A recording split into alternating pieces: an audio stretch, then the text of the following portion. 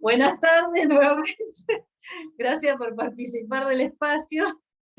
Les comentaba que me voy a tomar 2 minutitos para trasladarles un recordatorio que me envió ayer un audio la doctora María Gabriela Galván. Así que con mucho gusto lo voy a decir porque me recordó que esta es la semana en que se festeja de manera internacional, es la Semana de la Seguridad Social.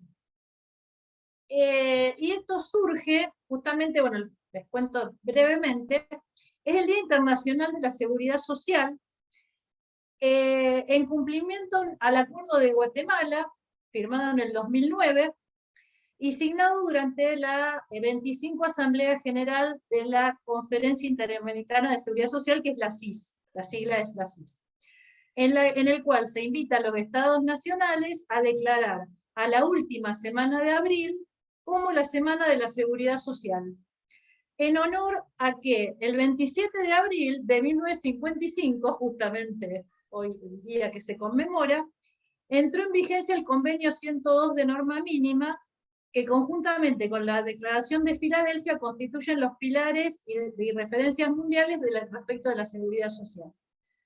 Brevemente, el Convenio 102 de norma mínima está aprobado por la Nación Argentina y tiene que ver con 9 ramas de la seguridad social, donde por primera vez en ese año, 1955, se incluye la cobertura de salud, porque antes no estaba incluida. Las 9 ramas, bueno, son protección de la maternidad, desempleo, asignaciones universales por hijo. Esto fue entonces el 27 de abril de 1955. Y nuestro país lo aprobó mediante la ley 26.678 el 13 de abril del 2011. Era un poquito una breve reseña, pero me pareció importante y además me lo recordó la gran doctora María Gabriela Galván, así que cumplo en transmitirlo. Otro cosita que quería mencionar son 2 temitas, sí, entre 2 y 3 temitas gremiales que tienen que ver.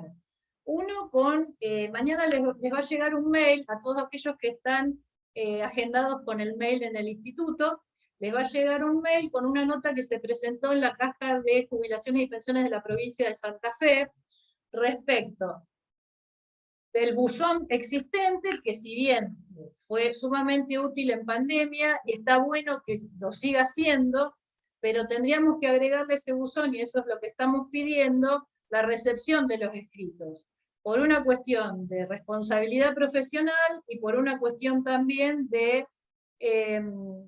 tratarse de temas netamente alimentarios, tiene que ser un poquito más ágil el sistema de trámite.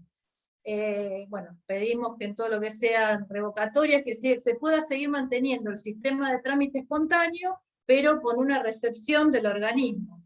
Eso es lo que estamos pidiendo. No criticamos el buzón, que siga el buzón, fue bárbaro, que siga todo lo que sea, pero agreguémosle, por favor, el tema de la recepción con fecha y sello. Otro tema que, bueno, sabemos todos, todas, todos, es el tema del colapso de la página de ANSES. Es imposible tramitar, no hay forma, además de, bueno, hemos hablado en estos días con gerentes, por lo menos de acá, de la JUDAI de Rosario. Ayer trasladaron, lo subimos al grupo original grande, pero bueno, ya creo que todos están en conocimiento, que se puede utilizar la app del celular, la app de mi ANSES. Hay mucha data y justamente hoy ingresé y bueno, por lo menos algo se puede hacer como para conseguir algunos datos que de otra manera no podemos obtener de ninguna forma. Dicen que bueno, va a ser por lo menos esta semana seguro, y la que viene, calculo, por la fecha del tema de ingreso de bonos, de datos para el tema de bonos, va a ser así. Pero bueno, podemos utilizar la app del celular, de mi ANSES. Y el último tema que quería comentarles es respecto, nosotros estamos planificando una exposición sobre todos los conflictos que existen con migraciones, certificados, base de datos, bueno. Y esto lo vamos a hacer en conjunto con el Instituto de Derecho Migratorio y del Refugio, que está a cargo de la doctora Paula Carello. empezamos la conversación con ella, y nosotros desde el punto de vista previsional invitamos a quien le interese exponer algo. Hay un dictamen a nivel nacional que tiene que ver con la presentación que hicieron asociaciones de abogados de todo el país. Ese dictamen lo tenemos. Se puede basar en eso la parte previsional, y nos encantaría que participen los colegas que quieran, que tengan ganas, que agéndense, manden mail, pero estaría bueno que participen. Bueno, por mi parte, esas son todas las noticias y notas parroquiales, y le cedo la palabra a Patricia Costagrande, que le va a decir algo también cortito.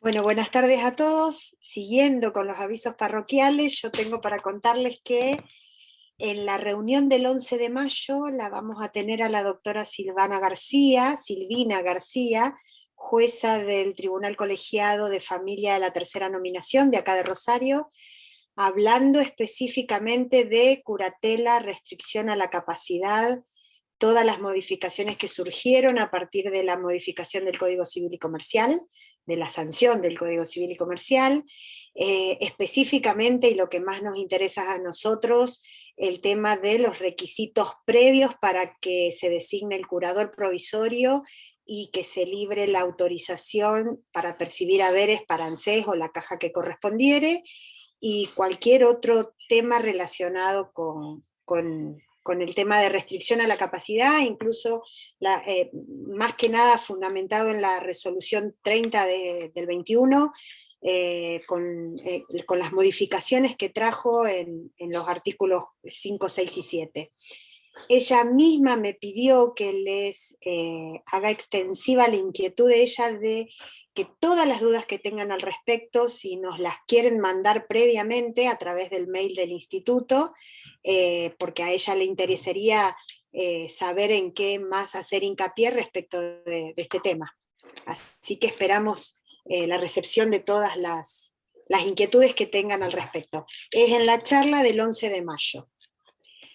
Mis avisos terminaron, así que le paso a la doctora Dipsier que continúe con la presentación de la reunión de hoy. Gracias, Patri. Bueno, en el día de hoy tenemos el honor de tener a la doctora Nadia García. Nadia García tiene un currículum extenso, vamos a hacer un resumen. Ella es abogada, es doctora en Derechos Humanos y Previsión Social de la Universidad de San Carlos de Guatemala, es magíster en Dirección y Gestión de Sistemas de Seguridad Social de la Universidad de Alcalá de Henares y la OIS, es posgraduada de la UBA, docente de grado en la UBA, UADE, de posgrado en la UNTREF, UAI, UCA y en distintas diplomaturas de todo el país. Es publicista, directora del Instituto de Seguridad Social de la Fundación Patagónica de Estudios en Derecho, directora de la Comisión de Derecho de la Seguridad Social de Abogados del Fuero, y autora de un libro que es muy recomendable, que es el Manual de la Seguridad Social. El libro se puede adquirir por internet, ustedes lo googlean y aparece.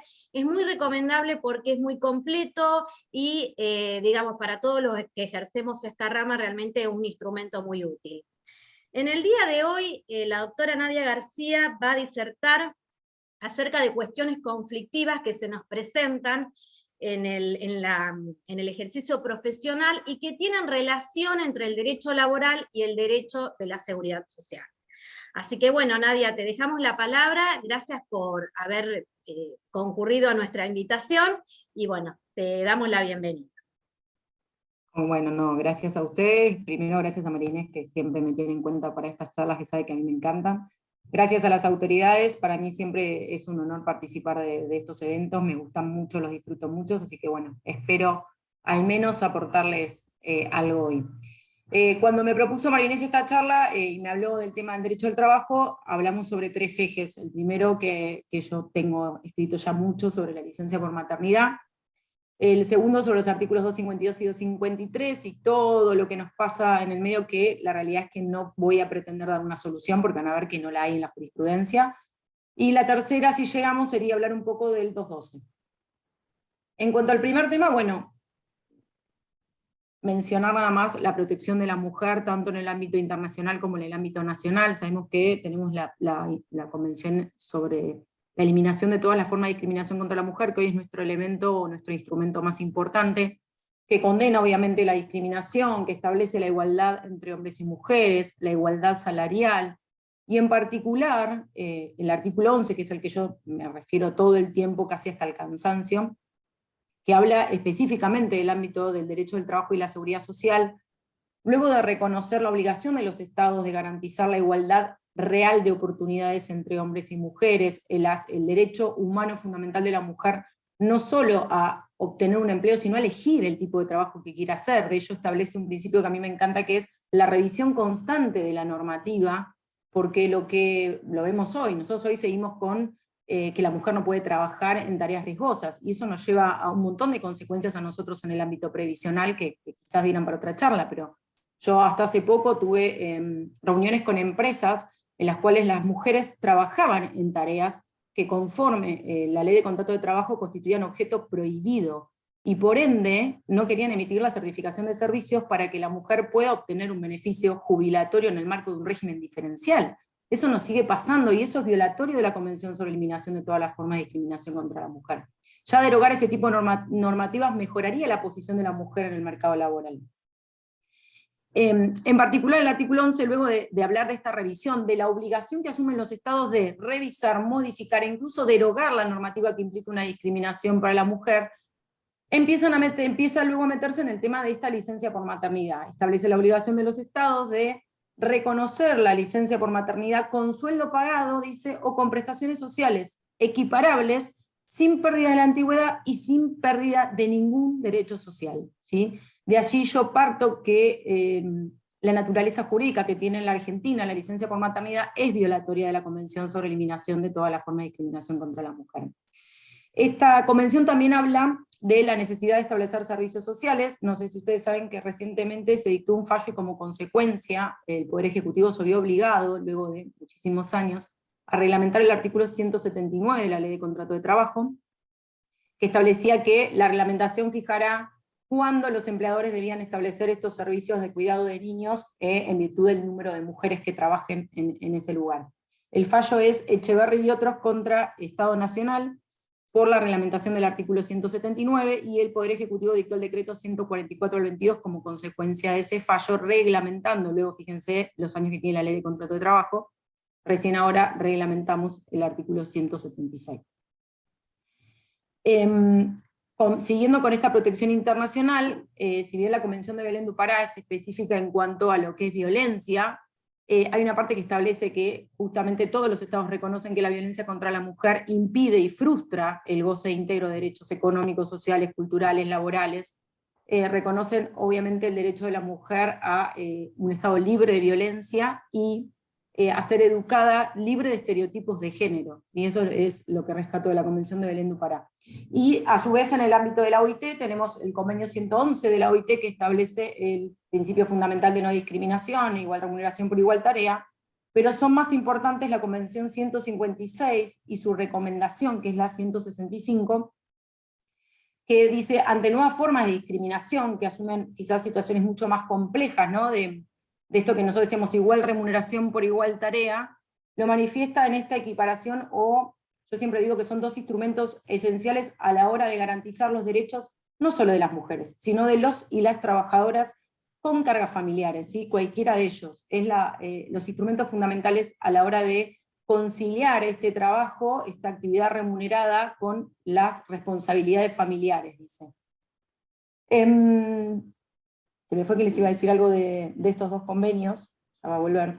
También en el marco de la OIT tenemos un informe de la OIT sobre igualdad de género como eje del trabajo decente. Es un instrumento súper interesante, súper extenso, que detalla pormenorizadamente la problemática que asume la mujer en el mercado laboral, justamente por discriminaciones que hoy adquieren esta forma más compleja, ¿no? A eso iba. Hay un montón de fallos muy interesantes respecto de qué se considera esta igual remuneración por igual tarea. Yo siempre hablo con laboralistas y me dicen, eso ya está, ya eso perdió moda, eso ya es viejo, me dicen. A nadie se le ocurriría pagarle menos a una mujer. El problema es la forma que asume esa diferenciación. Cuando yo hablo de igual remuneración por igual tarea, no solo hablo de ese concepto del 14 bis, sino de qué forma los distintos estatutos, hay un fallo muy interesante de Río Negro, en el cual lo que a la mujer le impedía acceder a esa igual remuneración por igual tarea en realidad era la falta de oportunidades derivadas de un estatuto en el que se penalizaba el goce de licencias que necesariamente tomaba la mujer, como maternidad, cuidado de hijo enfermo, que encima se da paradójicamente en ese caso. Eran dos policías, un matrimonio de policías, una mujer y un hombre, los dos tenían la misma cantidad de cursos que determinaban el ascenso y la posibilidad de ser elegidos para un cargo, los dos tenían la misma situación en cuanto a la capacitación, en cuanto a la antigüedad, exactamente la misma. La diferencia era que en este matrimonio, quien había tomado esas licencias era la mujer. Por ende, ya no era elegible para el cargo. El Tribunal de Río Negro declara la inconstitucionalidad del estatuto y ordena que se revuelva, que se evalúe a la mujer sin considerar la penalidad por estas licencias. Por eso cuando yo hablo de igual remuneración por igual tarea, hablo de esa igual remuneración por igual tarea que se da en estas formas que son más complejas, ¿sí? Que no son igual remuneración por igual tarea como la conocemos, ¿sí? De otra vez me decían, a nadie se le ocurriría pagarle a un juez hombre más que a una juez mujer. Bueno, y yo le pregunto si cuando evaluamos a los jueces hombres y a las jueces mujeres, le damos específicamente esa igualdad real de oportunidades que la lleva a acceder a ese cargo, y por ende esa remuneración. Dicho esto, yo tenía que hablar de licencia por maternidad. Partimos entonces de la Convención sobre Eliminación de todas las formas de discriminación contra la mujer, y esta garantía y esta obligación, por ende del Estado, de garantizar la licencia por maternidad con sueldo pagado sin pérdida de beneficio ninguno, dice, sin pérdida de beneficio social ninguno. ¿Por qué yo afirmo que es discriminatorio y viola? Porque vamos a ver que la mujer, a partir de la naturaleza jurídica que tiene la licencia por maternidad en nuestro país, va a perder un montón de derechos, tanto en el ámbito del contrato de trabajo como en el ámbito de la seguridad social. Nosotros sabemos que durante la licencia por maternidad, 45 días antes o 45 días después de la fecha probable de parto, con la posibilidad de la mujer de reducir el periodo anterior a 30 y acumularlo al periodo posterior, así como en el único supuesto de extensión de esta licencia, que es la ley 24716, en el caso de que la mujer tenga a luz un niño con síndrome de Down, que permite la extensión a 6 meses más. No sé si saben, pero hay varios proyectos de ley presentados para que este artículo de la ley se modifique y que no sea solo para quienes den a luz a un niño con síndrome de Down, sino a un niño con discapacidad. ¿Sí? Es algo que no tuve conocimiento de que se plantee la inconstitucionalidad, pero claramente lo es. ¿Sí? Hay un montón de enfermedades que demandan mucho más presencia inicial de la madre o del padre, que justamente el síndrome de Down. Por ejemplo, la piel de cristal, nosotros tenemos presentado un proyecto. La piel de cristal es una enfermedad muy agresiva durante los primeros meses, donde requiere mayor contención y sin embargo no está contemplada en esta extensión de la licencia. Durante todo este tiempo, sea durante los 3 meses en el ámbito de la ley de contrato de trabajo, o en los 9 meses en el caso de la extensión por licencia por maternidad Down, la trabajadora no recibe remuneración, sino que va a recibir una asignación dineraria no remunerativa en el marco de la Ley de Asignaciones Familiares de la 24714. Esa es la naturaleza jurídica, asignación dineraria no remunerativa.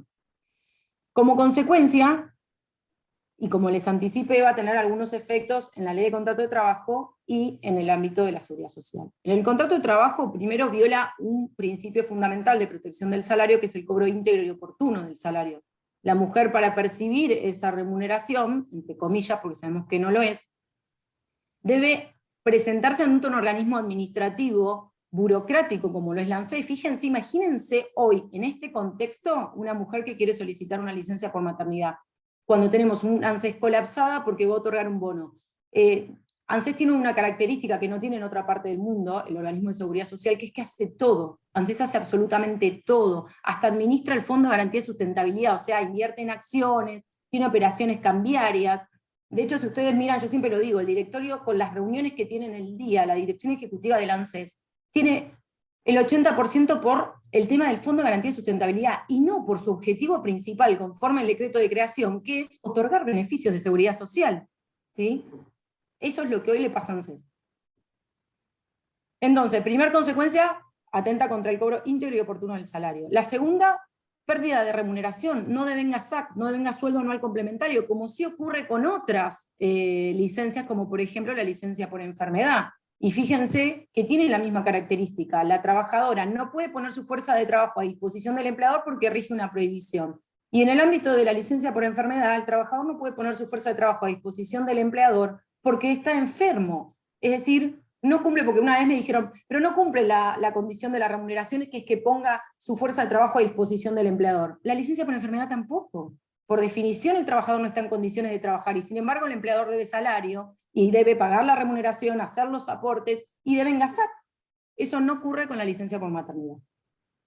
No se toma como base para la mejor remuneración mensual normal y habitual en los términos del 245. Y ustedes me dirán, vale, 3 meses no vamos a llegar, siempre va a haber una mejor remuneración. Sin embargo, como siempre digo, te tiene que caer el fallo en el que te des cuenta que está mal. Y ese fallo es Bruno con Naldo Lombardi, que es del Tribunal de Junín. Es un fallo que a mí me encanta, es increíble el voto de la doctora Traverso, es un fallo ejemplar para mí en materia de género. La trabajadora había gozado de licencia por maternidad desde noviembre del 2017 a febrero del 18. Lo extiende por 6 meses más, hasta agosto del 18, porque su hijo había nacido con síndrome de Down. A partir de ese momento, efectuó una novación del contrato de trabajo, en los términos de la ley de contrato de trabajo, porque su hijo requería mayor atención, y por ende conviene reducir la jornada laboral con la consiguiente reducción salarial. Esto, inmediatamente ella se reincorpora a trabajar, pero con esta modalidad. Es decir, que pasa a ganar la mitad de su remuneración. Para su sorpresa, 2 meses después es despedida sin causa. Cuando el empleador efectúa el cálculo del 245, considera como la mejor remuneración devengada justamente la que es consecuencia de este contrato novado, es decir, la mitad de la remuneración. ¿Por qué? Porque entiende que durante ese año no había devengado otra remuneración, porque eran asignaciones dinerarias no remunerativas. Es decir, que el empleador había hecho lo que la ley decía. La trabajadora se presenta, impugna la liquidación y solicita la inconstitucionalidad de la base de cálculo. El fallo no declara la inconstitucionalidad, pero lo que dice es que nada obsta a que esas asignaciones dinerarias sean consideradas como base del 245, por entender que cualquier otra solución implicaría transformar a la licencia por maternidad de una trampa a la aspiración de la trabajadora a obtener un derecho también constitucional, como es la reparación integral ante un despido sin causa. Por eso ordena que se considere, el voto es de ella, después hay un voto en disidencia que la verdad que es complicado, porque incluso sostiene que la licencia por maternidad no devenga antigüedad tampoco, cuando claramente sabemos que sí. Y el otro adhiere al voto de la doctora Traverso. Nadia, acá pregunta Yamila si podés decir cuál es el fallo. Es Bruno con Naldo Lombardi, del Tribunal de Junín, lo tengo disponible, lo tengo comentado, así que cualquier cosa se lo piden a Marinés, que les mando todo lo que diga, lo tengo comentado, escrito, y tengo todos los fallos que mencione, incluso más. Así que están a disposición. Bruno con Naldo Lombardi, yo les recomiendo igual siempre que lo lean, porque la parte donde empieza la doctora, porque imagínense que algo que hace es que aplica Bruno con Naldo Lombardi, exactamente, Tribunal de Junín. Está aplicando equidad, porque aplica a la justicia el caso concreto. La solución de aplicar la letra literal de la ley claramente violaba garantías constitucionales e establecía la violación de derechos internacionales, de tratados internacionales. Pero debe justificarlo, porque se está apartando de una ley vigente. Y la verdad que la lectura que hace de todo el marco internacional de protección de la mujer trabajadora es increíble. Así que siempre recomiendo que lo lean. Eso en el ámbito del contrato de trabajo. En el ámbito del contrato de trabajo, entonces, cobro íntegro y oportuno del salario, no devenga SAC, afecta la base de la mejor remuneración mensual normal y habitual del 245. En el ámbito de la seguridad social, en todos los sistemas. En el sistema de asignaciones familiares, algo que quizás no sepan, porque me pasa siempre que se sorprenden, por suerte, después de varios cuestionamientos que ha hecho la Auditoría General de la Nación, se ha modificado esto parcialmente. La trabajadora solicita la licencia por maternidad y la reglamentación de la ley 24714 faculta al ANSES a efectuar controles. En el marco de esa facultad que le otorga el decreto, ANSES efectúa topes. Es decir, que cuando la ANSES debe pagar esa asignación, que debe ser equivalente al salario bruto de la trabajadora, si el salario hasta hace muy poco excedía de 10 veces el salario mínimo vital y móvil, ANSES topeaba y no le pagaba la remuneración que suplía, conforme dice la Convención sobre Eliminación de toda la forma de discriminación contra la mujer, sino que eso se condicionaba que la mujer, después de que nazca su hijo con un bebé recién nacido, se presenta ante el ANSES y lo reclama. De lo contrario, no lo percibe. Actualmente, la DAFID, que es la norma interna del ANSES de la Dirección de Asignaciones Familiares y Desempleo, se reemplazó por la 4320 y lo elevó a 20 salarios mínimos, sigue estando mal, pero digamos que ya es bastante más alto el monto que afecta, ¿sí? O sea, para que llegue a afectarlo. De todas formas, para mí es inconstitucional, es una limitación que no viene de la ley ni del decreto, sino solo de normativa interna del ANSES, que claramente no tiene facultades para esto, aunque todos hacemos previsional y sabemos que ANSES puede hacer lo que quiera. Así que eso en materia de asignaciones familiares. En materia de desempleo, en el marco específico de la ley 24.013, ustedes saben que la duración de la prestación de desempleo se tiene en función del tiempo cotizado por el empleador al Fondo Nacional de Empleo. Tiempo que la trabajadora, por ende el empleador, no cotiza cuando no paga remuneración. Ergo, si la mujer gozó de licencia por maternidad en los últimos 36 meses anteriores a la situación legal de desempleo, nunca va a llegar al máximo de la prestación por desempleo. Siempre va a tener una duración menor. Esto ocurre en el marco de la Ley de Contrato de Trabajo de la 24.013, porque el régimen del trabajo agrario de la 27.341 específicamente, recientemente contempló, en el marco del Estatuto del Personal Agrario, que las licencias todas, incluyendo la de maternidad, se iban a considerar a los efectos de determinar la cantidad de cuota de la prestación por desempleo. Hay también un fallo perdido por ahí también de una provincia en la que se planteó el juzgado, sin declarar la inconstitucionalidad, lo que dice es que, lo mismo más o menos que Bruno Cornaldo Lombardi, que se considere esas percepciones, esas asignaciones a los efectos de determinar la cantidad de cuotas. Y en el sistema previsional, no es remuneración, no está sujeto a aportes y contribuciones, hasta hace muy poquito, hasta la sanción del decreto 475, no se consideraba los efectos previsionales. Actualmente tanto la maternidad, la licencia por maternidad, como la excedencia y obviamente la maternidad por hijo con síndrome de Down se consideran a los efectos previsionales, pero solo para lograr los 30 años. ¿Esto qué quiere decir? Que no se van a considerar a los efectos del cómputo del haber, ¿sí? Esto en la casuística podría tener alguna afectación y obviamente viola la Convención sobre Eliminación de toda forma de discriminación contra la mujer. En el caso de, después lo vamos a ver igual si llegamos a ver el RTI, a los efectos de la regularidad, la excedencia no se considera totalmente, lo cual también para mí es inconstitucional, porque en el caso de la reserva de puesto, después lo vamos a volver a ver, que sería el régimen de la enfermedad. Ustedes saben que luego que se terminan las licencias por enfermedad pagas, nace un periodo de reserva de puesto un máximo de 1 año. Ese periodo de reserva de puesto en el cual el trabajador no percibe remuneración, se considera todos los efectos de la regularidad. Sin embargo, parece que acá cuando la maternidad estuviese, como que no quieren, es como que les cuesta más. Entonces, fíjense que dictamos un decreto específico en el que protege a la mujer, la reivindicación de los derechos, y sin embargo, el periodo de excedencia lo tomamos, pero hasta ahí, no mucho. Y solo para computar los 30 o los 15, según sea regular o irregular con derecho. Esto en materia de licencia por maternidad. ¿Alguna pregunta? Pues cambiamos drásticamente de tema. ¿Estamos? No, aparentemente no hay preguntas. Con respecto a la prestación anticipada, ¿hubo una modificación, Nadia, en este tema? Nos costó mucho, pero logramos.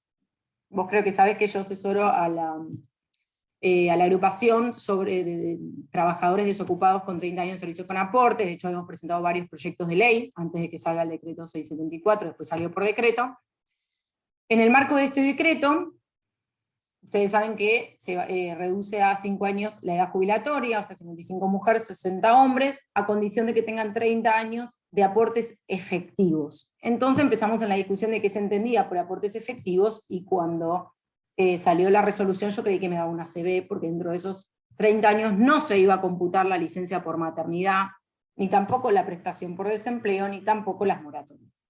Nosotros entendíamos que claramente la licencia por maternidad no existía forma de que pase el filtro de convencionalidad, era inconstitucional a todas luces, o sea, y lo presentamos con casos reales. Yo tuve una trabajadora de La Pampa que la habían despedido cuando llegó a los 30 años de servicios con aportes. El empleador consideró que ya no la quería, ya podía prescindir de ella, la despidió, ella se quedó sin trabajo, y era una de las tantas de las cuales formaba parte de esta asociación en la que pedíamos la prestación anticipada por desempleo. Luego de tanto esperar, cuando solicita el beneficio le dicen que no tiene derecho porque se le ocurrió a la señora haber tenido 3 hijos, y con esos 3 hijos le faltaban 9 meses, no tenía 30 años de servicios con aportes efectivos. Entonces nosotros lo que fuimos es presentar ante la Secretaría de Seguridad Social, tuvimos muchas reuniones, hasta que se logró la resolución que reconoce la licencia por maternidad, la prestación por desempleo y las moratorias que se encuentren pagas al 30 de junio del 21, lo cual me parece que era lógico. No estamos pidiendo, podemos discutir igual, para mí el no reconocimiento del decreto 475, para mí está mal, seguimos castigando a la mujer porque no somos capaces de hacer un sistema laboral y previsional que contemple la importancia que tienen las tareas, no solo de cuidado, sino las tareas domésticas y de cuidado en nuestro país. Pero bueno, creo que esto era necesario, y que esto es imposible sostener que una mujer en la que rige una prohibición de trabajar con un contrato de trabajo vigente no se considere como trabajo efectivo, ¿sí?, a los efectos de la jubilación anticipada. Eso lo conseguimos, al menos. Después tenemos... comentario que hicieron. Perdón, pensé que habías terminado. No, decime. No, quería leer un comentario del colega Matías Marino, que dice, ya el tema de la lactancia y alimentación requiere un tiempo un poco más extenso que solo 90 días, y tampoco se tiene mucho en cuenta eso y su importancia. No sé si quiere hacer una pregunta o aclarar algo. Totalmente de acuerdo, pero yo le haría una aclaración. Para mí ya todo el capítulo de la ley de contrato de trabajo, también tengo escrito sobre eso, atrasa, ya no podemos hablar solo de protección de la mujer, sino protección de la familia. Hace poco salió un fallo que reconoce la licencia por maternidad en el caso de maternidad subrogada, o sea que ya está, o sea, quememos los libros y démonos cuenta de una vez que necesitamos cambiar ese título. Es el mismo título que establece que la mujer no puede trabajar en tareas insalubres, es el mismo título que dice la mujer tiene capacidad para trabajar. Menos mal que me lo dijo, porque si no, capaz que le permiso a mi marido para ir a trabajar. Y es el mismo título que pone a la mujer como única responsable de las tareas, que es quizás también mi cuestionamiento al decreto 475, ¿no?, como única responsable de las tareas. Yo creo que si queremos igualdad efectiva, lo que debemos hacer es darla justamente en este aspecto. Mientras la mujer sea la que tiene la licencia por maternidad, nunca vamos a estar en un plano de igualdad. La mujer es madre, pero en ese mismo momento el hombre se convierte en padre. Entonces me parece que hay muchos países del mundo que reconocen la licencia incluso a ambos progenitores alternadamente, y que la familia pueda decidir en base a su constitución y sus costumbres y su realidad laboral, quién toma la licencia. Yo todo el tiempo veo hoy que muchos hombres asumen eso y sin embargo no pueden hacerlo, ¿no?, porque es la mujer sí o sí quien tiene que dejar de trabajar, o fíjense, la excedencia solo la puede pedir la mujer. Y la realidad es que en muchos casos me dice, no nos conviene que yo deje de trabajar, me dice, porque gano más, porque yo necesito el salario, no puedo dejar de trabajar. En cambio, si mi marido podría tomar esa excedencia, yo sí lo haría, que él se quede con mi hijo y yo voy a trabajar, porque nos conviene más. ¿Por qué no podemos tener esa opción? ¿Por qué solo nosotras somos las que tenemos que prescindir del trabajo remunerado en pos de la familia? Y no podemos dejar eso libre a la constitución familiar. Por eso yo creo que en realidad todo el título se atrasa. En España es alternado, o sea, lo tienen los dos y pueden tomarlos juntos o alternados, que es lo más común porque justamente permite que el niño esté mucho más tiempo con un familiar directo, ¿no? Pues fíjense que hoy por hoy las mujeres que no pueden hacer uso de la excedencia, a los 3 meses lo están institucionalizando ya el chico. Tiene 3 meses, en el mejor de los casos, ¿no? Porque si no tiene menos. En el mejor de los casos, porque algunos vieron que siempre tratan de correrlo y terminan tomándose casi toda la licencia después, pero ese sería el mejor de los casos. Así que sí, comparto, además que es poco que...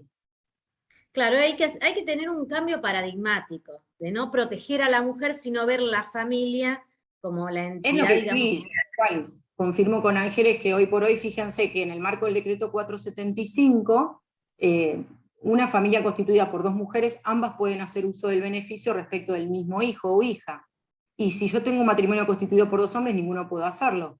Y alguien lo cuidó ese niño, no se cuidó por ósmosis. Por eso digo, en este post, creo que también es el abatatamiento que lleva a tener que hacerlo por decreto sin darnos un debate que nos merecíamos, que necesitábamos, ¿no? Que es un tema que veníamos reclamando hace mucho. Aparte es violatoria de la ley sobre matrimonio igualitario. La ley de matrimonio igualitario en el 46 específicamente dice que ninguna norma del ordenamiento jurídico argentino puede ser entendida como para suprimir o menoscabar derechos en virtud del sexo de los contrayentes, y acá tenemos un claro ejemplo. Lo importante era reconocer la importancia de las tareas a quienes las realicen. ¿Sí? Sabemos que las hacen las mujeres, pero eso es lo que queremos deconstruir, este binomio entre hombre, trabajador, remunerado, mujer, ama de casa, cuidadora. Pero bueno, claramente es la dirección, tenemos que aprender en el camino, pero yo creo que no resiste la constitucionalidad. Para mí, donde se plantea, yo estoy esperando que venga un hombre a decirme, yo soy viudo, cuidé a mi hijo toda la vida porque mi mujer falleció y me faltan aportes. Yo estoy esperando que me llegue ese caso, voy preguntando por la calle, porque es hasta que te llegue el caso, tal cual. Pero yo creo que sí, claramente es inconstitucional. Ni hablar que además dejó por el camino reconocimiento de otro tipo de tareas de cuidado, ¿no? Incluso de tareas que realiza históricamente la mujer hacia adultos mayores, hacia personas con discapacidad, hacia nietos, nietas, y esa no está reconocida. Y ni hablar de todo lo que podríamos hablar sobre las tareas domésticas que implican que hoy la mitad de las mujeres que están en condiciones de jubilarse sigan sin poder jubilarse porque no tuvieron hijos, porque no quisieron o porque no pudieron. Bueno, permiso, sí, yo por ejemplo, mi hermano, mi sobrino, decidió quedarse con él y hace más de 10 años que está haciendo tareas de cuidado, o sea, y en ese caso, bueno, más adelante, ¿no? Hay un fallo muy interesante de la jueza de la Corte de Estados Unidos que falleció, que fue muy trascendental respecto a la deducción. Solo las mujeres podían deducir la carga del cuidado de sus padres, y él demuestra que él había asumido el cuidado de su madre históricamente, y lo solicita, y en un fallo muy interesante declara la inconstitucionalidad de la norma. Pero por eso digo, es el camino iniciado el correcto, nos falta mucho, nos merecíamos un debate que no dimos, pero creo que se va a hacer camino al andar. Creo que esas cuestiones, sobre todo en el caso concreto en el que yo pueda demostrar que no existe otra forma que la que, por ejemplo, les dije el extremo, un caso de un hombre viudo que haya enviudado cuando su hijo era muy pequeño, lo haya cuidado y que hoy no llegue con los aportes, difícilmente creo que podría convalidarse su constitucionalidad en ese caso, ¿no? Si no hay más consultas, pasamos al 252 y 253, que es un tema bastante complejo. Vamos primero con el 252, facultad del empleador de extinguir el contrato de trabajo ante el supuesto de jubilación del trabajador o la trabajadora. Voy a situarme un poquito antes de la reforma porque es donde se dieron la mayoría de la casuística que se mantiene, solo con la salvedad de que hoy sabemos que se elevó la edad jubilada. La edad en realidad en que se torna operativa esta facultad del empleador. El artículo 90 de la LCT 90 y 91, que sigue vigente, establecen que el contrato que comúnmente une al trabajador y al empleador es el contrato por tiempo indeterminado, que se presume celebrado hasta que el trabajador está en condiciones de jubilarse. Eso sigue diciendo, pese a que sabemos hoy que no es así.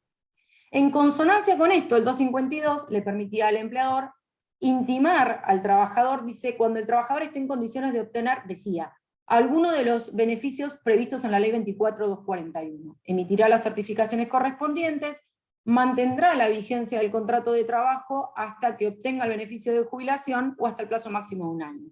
Se entendía otorgado el preaviso, y una vez que obtenía el beneficio o el plazo máximo de 1 año, el empleador podía extinguir sin consecuencia indemnizatoria. Esta redacción había generado varios problemas. El primero es que decía alguna de las prestaciones de la 24.241, y todos sabemos que en la 24.241 hay otras prestaciones, como el retiro por invalidez, la prestación por edad avanzada. Entonces tuvo que dictarse el decreto 679 del 95 para aclarar ante esta ambigüedad que solo podía intimar al del cumplimiento de la jubilación, de la PBU, y que tampoco podía intimar a la mujer a los 60, porque era una opción de la mujer retirarse a los 60, que la edad jubilatoria era 65 y solo podía intimar a los 65, ¿sí? Para quienes se incorporan recién, estamos hablando antes de la reforma.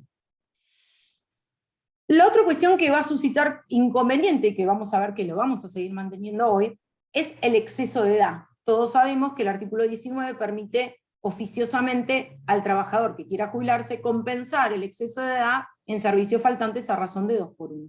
Esto llevó a muchos empleadores a hacer uso de esa compensación para efectuar la intimación a jubilarse. Se dictó un fallo que es Vallejos Horacio contra Caja de Previsión de Agentes Civiles del Estado, en el que queda claro que no es posible esto, que esto es un beneficio que se otorga al trabajador que quiera jubilarse, pero no para ampliar la facultad extintiva del empleador. La otra cuestión que se va a suscitar es en el caso de regímenes diferenciales. Todos sabemos que son aquellos regímenes que, en virtud de que son determinantes de vejez o envejecimiento prematuro, el legislador les da un tratamiento diferenciado, disminuyendo los requisitos, atenuando los requisitos para acceder a la jubilación, sea la edad o sea los servicios. Esto llevó al interrogante respecto de si el empleador de estos regímenes podía intimar oficiosamente, válidamente a sus trabajadores al cumplimiento de esos requisitos o debía esperar al cumplimiento de los requisitos del régimen general. La mayoría, hubo fallos que dijeron otra cosa, pero la mayoría de la doctrina de la jurisprudencia entendió que no puede. Y la justificación es, primero y principal, que si bien no lo señalan los fallos, ¿por qué? Porque en realidad son fallos laborales, ¿sí? Son fallos de jueces del trabajo que no conocen mucho de previsional. Entonces, la primera razón es que la menor cantidad de años de aporte perjudica al trabajador. Todos sabemos que nunca se armonizaron estos regímenes diferenciales con la 24241, por ende el legislador le quiso dar un tratamiento diferenciado, pero cuando le calculó el haberlo castigo, porque no es lo mismo que tenga 25 que tenga 30.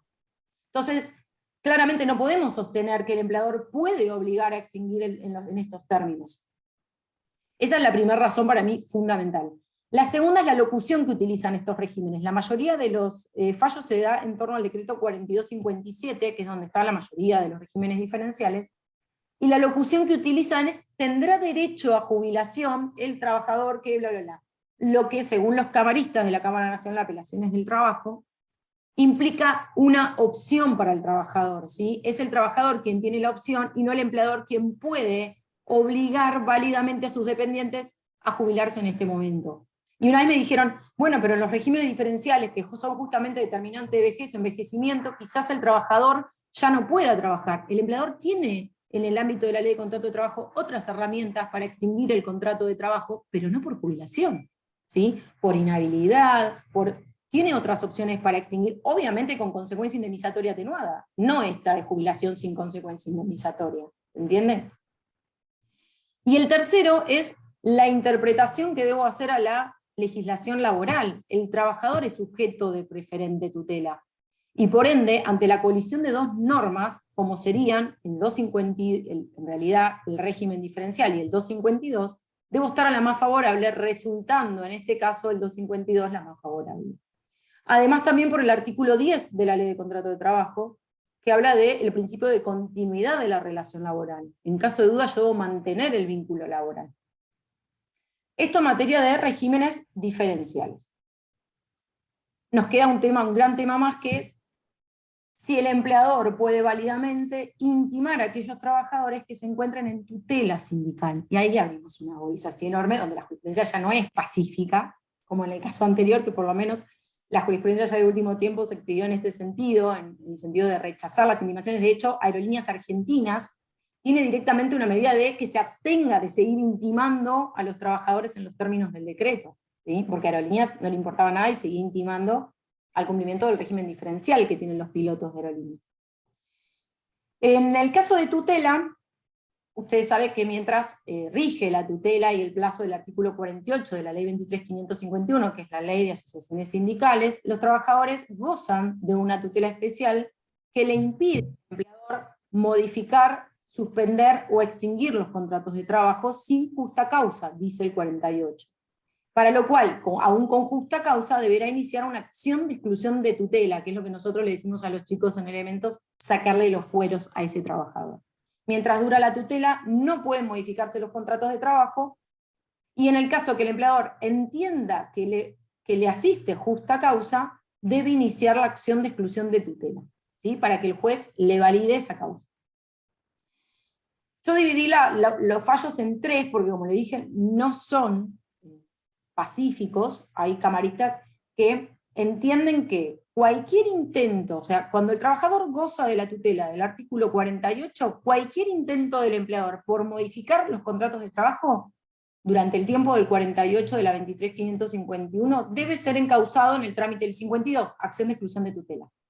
Pero que una vez solicitada la acción de exclusión de tutela por el empleador, la otorgan, entendiendo que el hecho de tener un trabajador con tutela sindical no implica darle al contrato de trabajo una ultraactividad, una ultravigencia, ni derogar el 252, sobre todo cuando estamos ante el modo normal de extinción del contrato de trabajo, que es el acceso a la jubilación.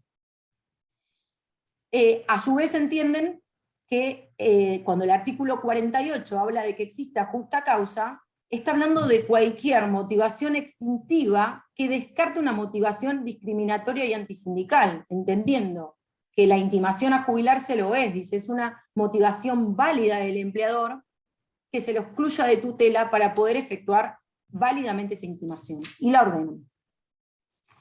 En el segundo grupo tenemos a los camaristas de la Cámara Nacional de Apelación del Trabajo, distintas salas, que consideran lado opuesto, que no corresponde otorgar la acción de exclusión de tutela, primero entendiendo que no es justa causa en los términos del artículo 48, porque dice cuando el artículo 48 habla de justa causa, habla del incumplimiento por parte del trabajador alguna de las obligaciones del contrato, del estatuto, del convenio, es decir, algún incumplimiento contractual por parte de este trabajador, y no la jubilación, dice.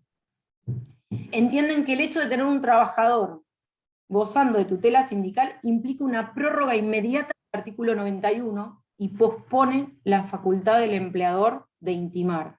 Dice, estoy ante dos derechos, el derecho del trabajador a que se le garantice su tutela y el derecho del empleador a extinguir en los términos del 252, pero uno tiene rango constitucional y no es el 252, dice. Entonces, ante la disputa de estos dos derechos debo estar al jerárquicamente superior, que es el derecho a la tutela sindical.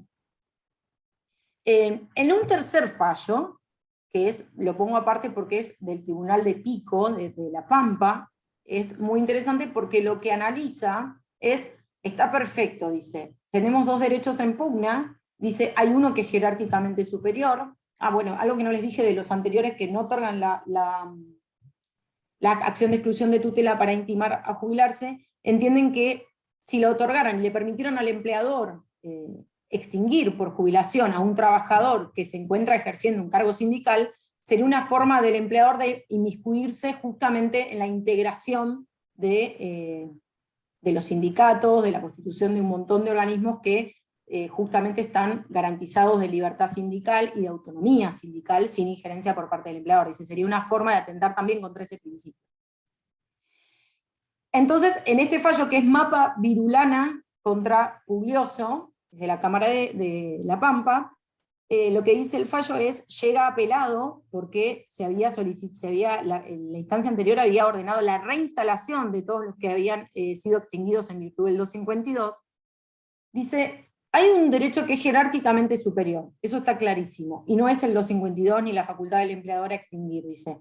Pero dice, hay que buscar una conciliación entre esos dos derechos, porque si nosotros simplemente nos limitamos a decir no te otorgo la acción de exclusión de tutela, se va a tornar ilusorio, dice, la posibilidad del empleador de extinguir por el 252. ¿Por qué? Porque el trabajador puede presentarse nuevamente a renovar mandato, a nuevas elecciones.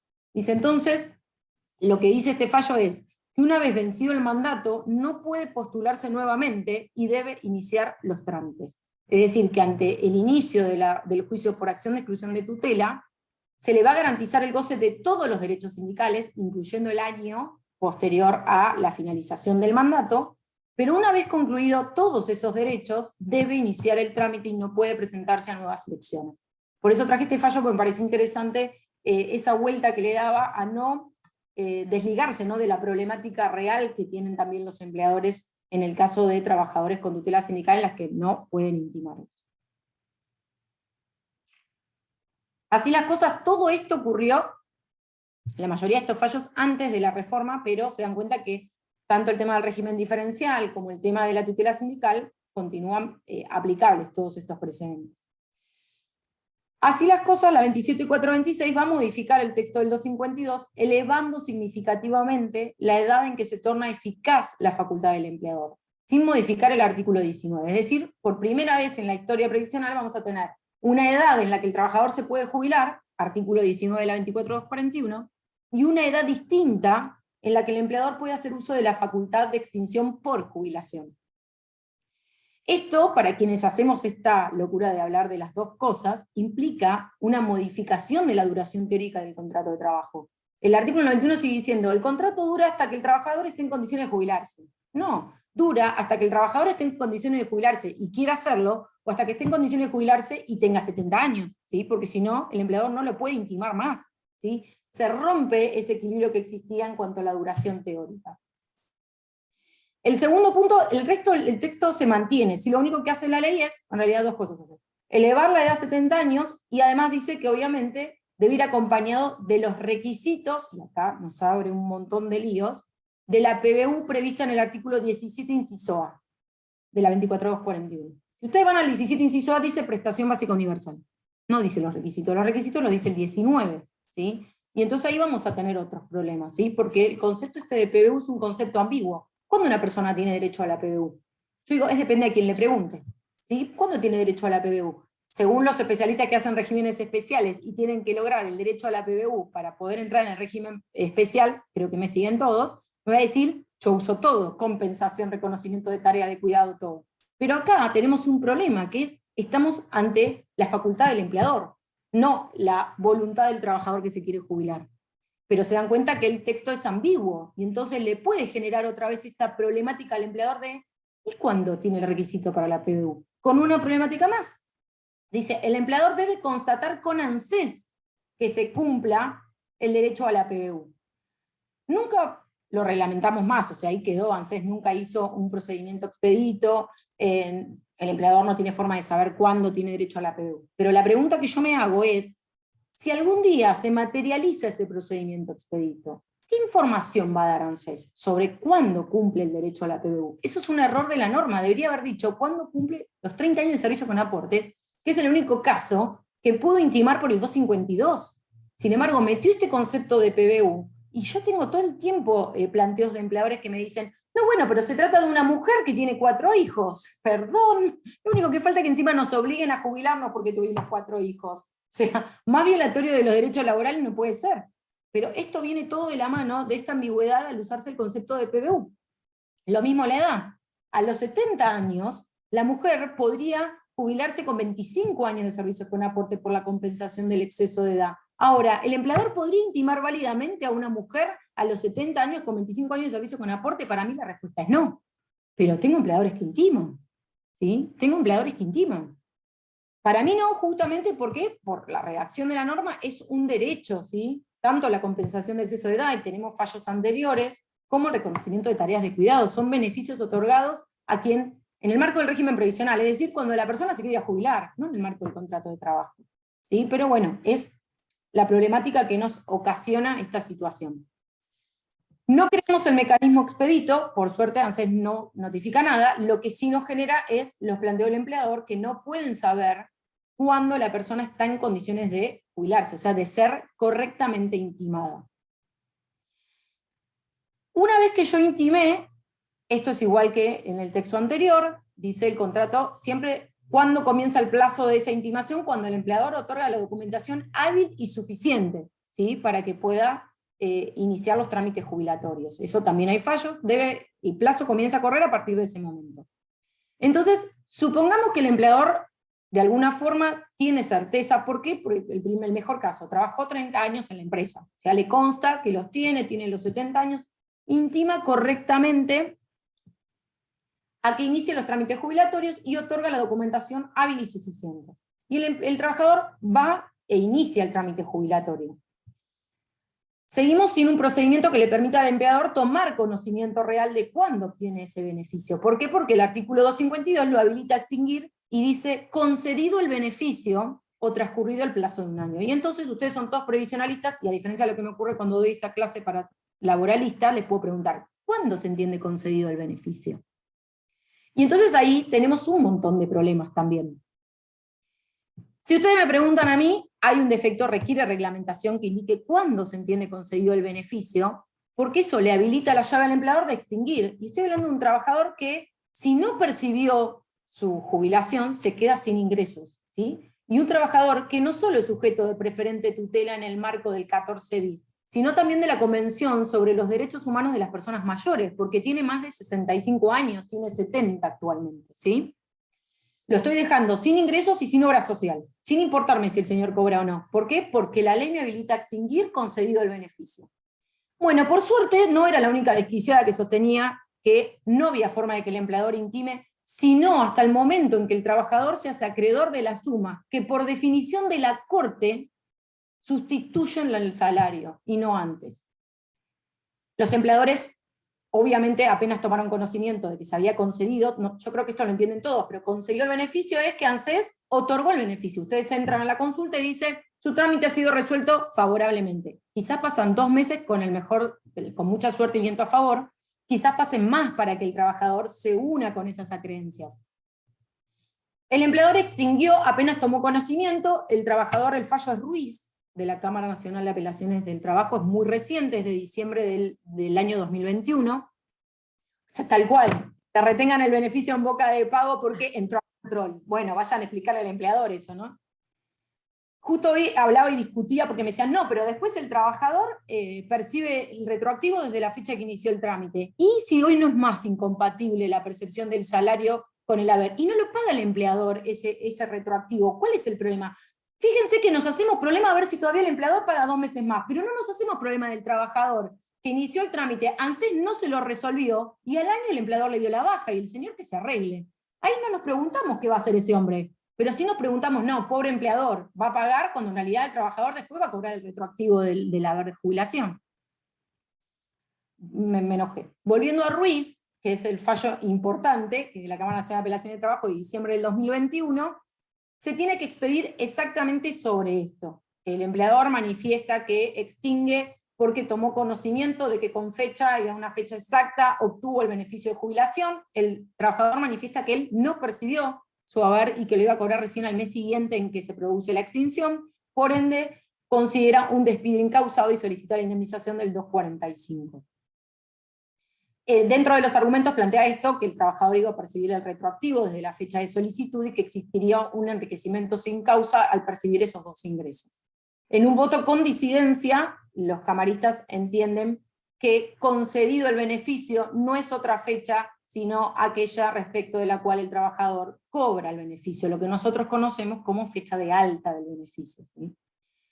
¿Es correcto esto? Es correcto el fallo para mí sin duda, ¿no? En virtud de todos los tratados de la protección especial del trabajador y en especial por la edad en este caso, pero necesitamos una reglamentación, porque claramente los empleadores están en este limbo en qué es concedido el beneficio. Y si se lo preguntan a un abogado, quizás el abogado le diga, no, concedido el beneficio es que se lo otorgue, porque técnicamente es eso, ¿sí? Por eso sí, claramente necesitamos una norma, una reglamentación clara, no el decreto 110 del 18 que no aclara nada. Y cada vez más nos genera más dudas todavía. Algo más que les quería decir es, otro fallo muy interesante que se dio con la pandemia fue el fallo Expósito con Aerolíneas Argentinas. El trabajador había sido intimado en agosto del 2019, empieza la pandemia en 2020, manifiesta, se presenta, solicita una medida cautelar para mantenerse en su puesto de trabajo hasta obtener el beneficio de jubilación, acreditando que desde noviembre del 19 su expediente no tenía movimientos. Había pasado enero, marzo, pandemia, ANSES estaba cerrado, entonces manifiesta que ANSES no había movido su expediente y que entonces él veía inminente la culminación del plazo de 1 año, en el cual se iba a quedar sin ingresos. La Cámara revoca un fallo de primera instancia, el fallo de primera instancia dice, bueno, pero el empleador no tiene la culpa de que ANSES no esté trabajando y no otorgue el beneficio, pero el trabajador tampoco. Y ante la pugna entre los derechos del trabajador y los derechos del empleador, hay uno que tiene preferente tutela, y no es el empleador. Bueno, en virtud de esto, de la Convención sobre los Derechos Humanos de las Personas Mayores, ordena a Aerolíneas Argentinas a reincorporar, porque en el medio, como hecho nuevo, se denuncia que efectivamente Aerolíneas el 27 de agosto dio la baja de este trabajador, por ende cuando se expide la Cámara, ya estaba despedido, por ende ordena la reinstalación de este trabajador a su puesto hasta el otorgamiento efectivo del beneficio. No lo supedita nada, no lo supedita, fíjense que es algo que nos deja pensando, porque no supedita, bueno, contemos el año desde que se levanten la situación de emergencia que tiene ANSES en el cual no está trabajando. No, directamente dice hasta concedido el beneficio. Entonces esto nos plantea el caso de hasta qué punto el hecho de la inoperancia o la ineficacia o todo lo que podemos decir de ANSES puede recaer válidamente respecto de un trabajador que goza de preferente tutela en aquellos casos en que, habiendo válidamente iniciado el expediente en tiempo y forma, luego de producida la intimación, pasó un año y ANSES no otorgó el beneficio, y tenemos un montón de casos así, en el que ANSES somete a verificación y a verificación y a verificación, y pasan muchísimo tiempo y el empleador da la baja. ¿Sí? Y tenemos un trabajador que queda completamente desprotegido, y no come retroactivo. Porque cada vez que alguien me dice, bueno, pero después cobra el retroactivo, no come retroactivo en el medio. O sea, en el medio, ¿qué hace? ¿Sí? Esto creo que les he dicho todo, no me olvidé nada del 252. ¿Sí? Esas son toda la problemática que tenemos hoy en materia del 252. Es real que ANSES hoy está incumpliendo este procedimiento expedito que le permite efectivamente tomar conocimiento al empleador. Para mí hay una forma, muchos empleadores no la saben, yo entro a la página del ANSES cuando funcionan hoy, no lo intenten hoy. Fecha y lugar de cobro, el empleador tiene el quill del trabajador, intimó, es decir, efectuó la intimación, o sea que sabe que el trabajador tiene que iniciar los trámites. Además, en esa intimación yo siempre recomiendo a los empleadores que, en virtud del deber de buena fe, 62 y 63 de la Ley de Contrato de Trabajo, le digan que comunique el inicio y el número de expediente. Entonces esto le permite válidamente al empleador efectuar un seguimiento. Pero si aún así no fuera, la página ANSES consulta abierta, lugar y fecha de cobro, les aparece cuando cobran. Y ahí puede extinguir válidamente el empleador. O sea que es mentira que no tienen forma de enterarse y que entonces sí puede enterarse. Sí puede enterarse. Obviamente necesitamos un procedimiento expedito, sí necesitamos un procedimiento expedito, que hoy no lo tenemos. Pero existen formas de que el empleador certifique la fecha, sí tiene forma de certificar la fecha. 253. 253, previo a la reforma, el 253, a diferencia del 252, que es la facultad del empleador de obligar al trabajador a extinguir este contrato de trabajo, es decir, a que inicie los trámites jubilatorios, en el 253 estoy ante un trabajador jubilado. La situación previa a la reforma, no sé por qué me abrió un montón de pantallitas ahí. No sé si hay preguntas hasta acá del 252, porque como no llego a leer el chat, María Inés, me aparecen como un montón de cosas que no sé si son consultas por ahí antes de seguir con el 253. Amalia dijo, en relación a lo que vos estabas diciendo, que a veces tenés el alta del beneficio en el don de cobro, pero bueno, cuando va a cobrar se le retiene el beneficio. Ese es un gran problema. La retención en boca de pago. No es consulta, Mari, no es consulta, es simplemente a modo de ejemplo, que tampoco el empleador tiene fecha cierta. No, por eso la fecha cierta es cuando el trabajador... El efectivo cobro, o sea, en ventanilla, o cuando lo percibe el cajero automático, porque nos ha pasado miles de veces que vamos a cobrar el día del cobro y está retenido por alguna cosa. ¿Sí? Conversión pasivo si te lo retienen, exactamente. Entonces tampoco es fecha cierta. En la mayoría de los casos sí pasa, fecha del alta es cuando cobra, pero tenemos excepciones.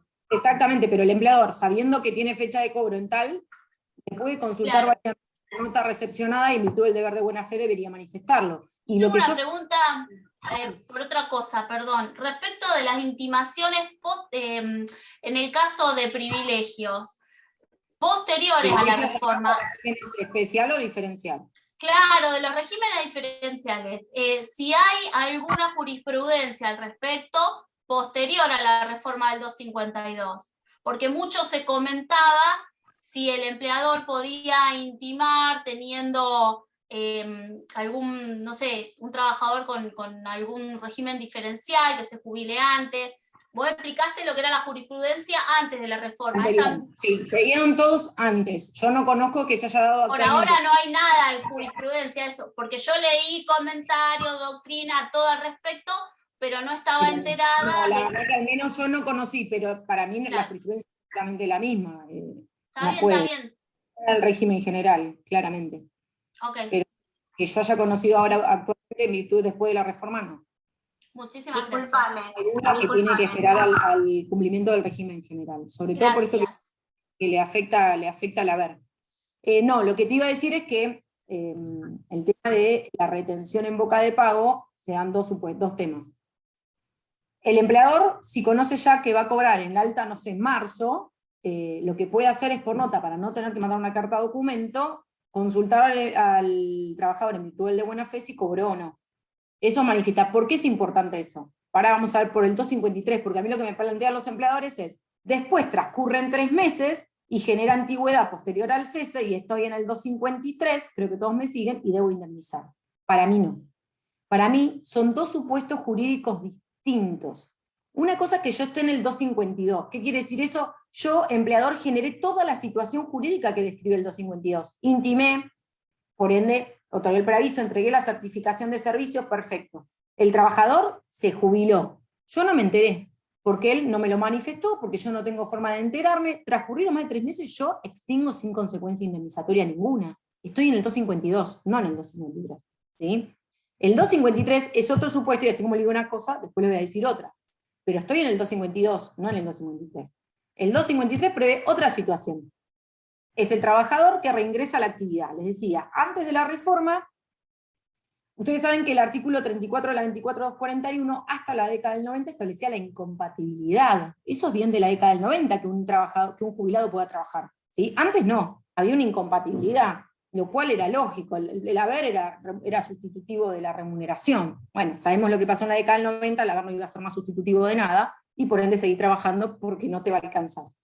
Se elimina la incompatibilidad y se incorpora el último párrafo, el 253, que establece que el trabajador, cuando el trabajador titular de un beneficio previsional volviera a la actividad, el empleador podrá extinguir ante esta situación, dice, con obligación de preavisar, pagar la indemnización que corresponda, la total o la reducida, 245 o 247, considerándose, a esos efectos, la antigüedad posterior al cese. El 253 introducía 2 puntos, que el trabajador volviera, lo que implicaba claramente que se tuvo que ir para volver, y la segunda, que había un cese.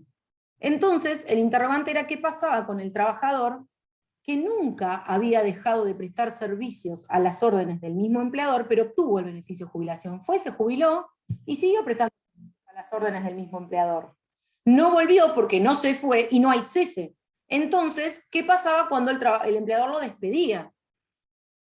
Para mí, claramente, no era el supuesto del 253, sin embargo, la jurisprudencia fue pacífica en el sentido contrario, a mi opinión, y teníamos el plenario Couto de Capa, y teníamos el fallo de la Suprema Corte de la Provincia de Buenos Aires, Liptac. En ambos casos entendió que este párrafo del 253 resultaba aplicable también al trabajador que nunca había cesado de trabajar, es decir, que había continuado trabajando a las órdenes del mismo empleador sin solución de continuidad.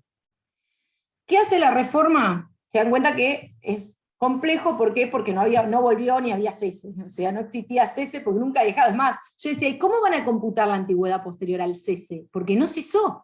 Se dan cuenta que era hacerle decir a la norma algo que la norma no decía.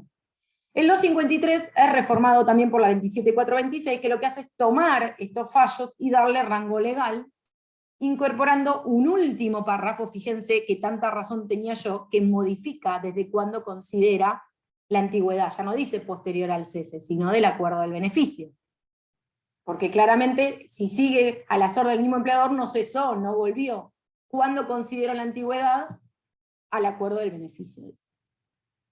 Entonces ya no hay duda que la jubilación, en los términos del 253, genera un nuevo cómputo de la antigüedad a los efectos del 245. Eso ya no hay duda. El decreto 110/18 también establece una obligación del ANSES de notificar el acuerdo al empleador. Olvídense, no lo hacen, ¿sí?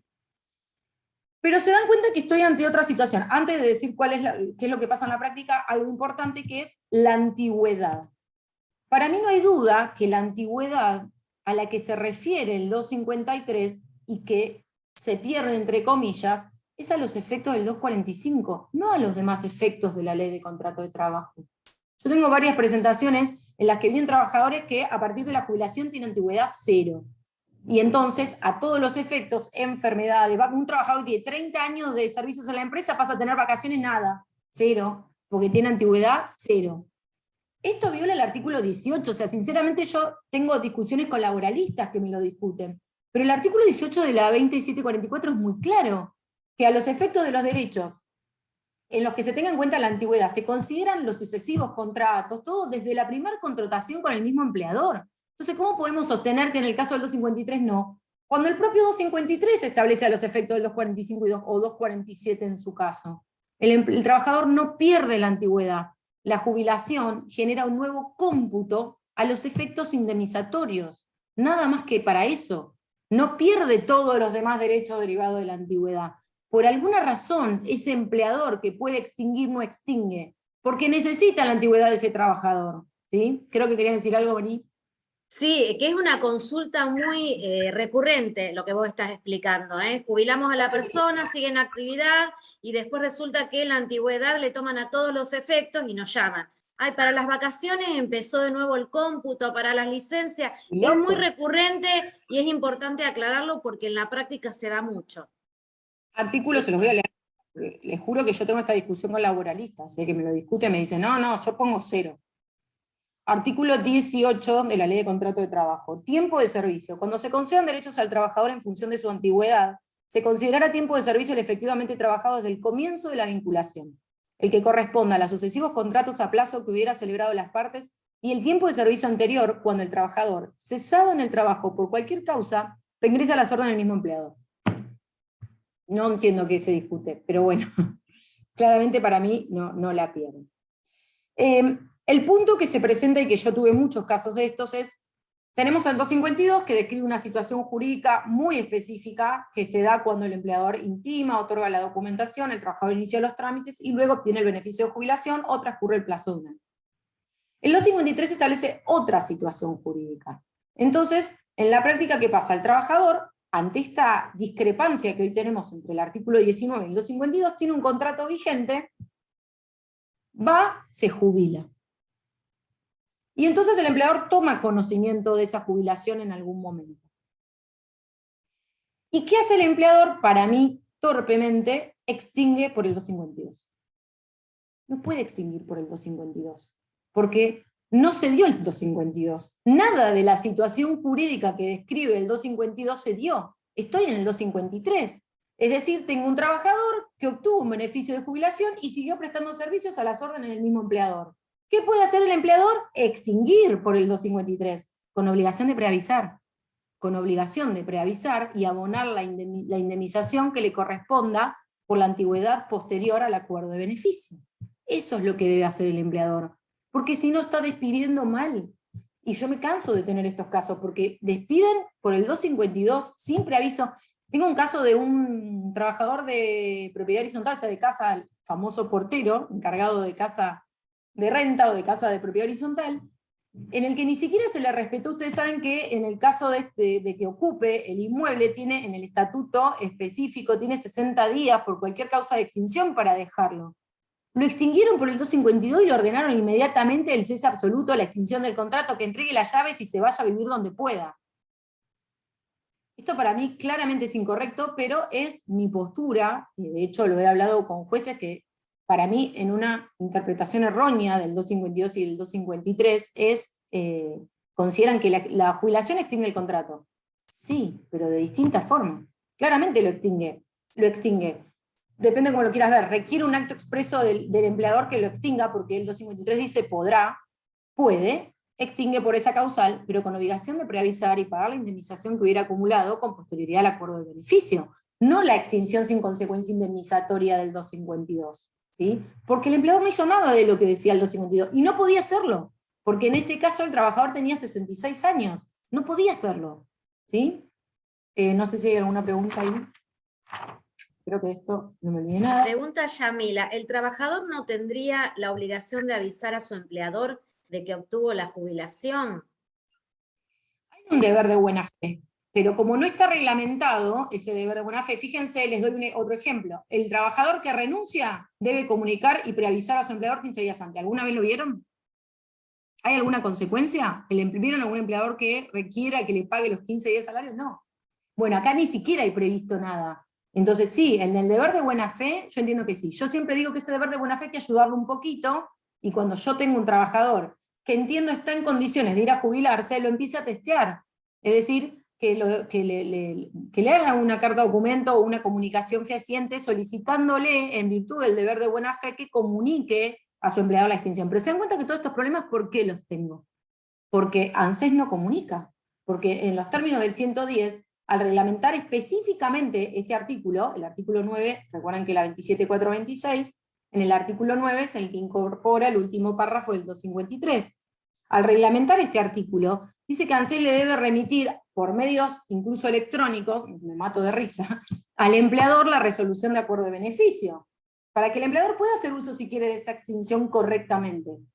Ahora, no está reglamentada, no está, y entonces, bueno, los abogados buscamos cómo hacerlo, pero lo que queda claro es que lo que no puede hacer el empleador es extinguir por el 252 en este caso, porque no se da nada de lo que dice el 252. Creo que hay algo vi. Sí, pregunta Matías, ¿cómo se interpreta el término volviere? Si quiere decir que lo volvió a contratar luego de jubilado.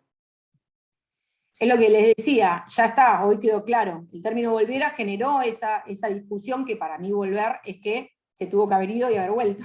Si no, no se puede ir quien no se fue. Es decir, que no aplicaba para mí en aquellos casos en que el trabajador continuaba las órdenes del mismo empleador.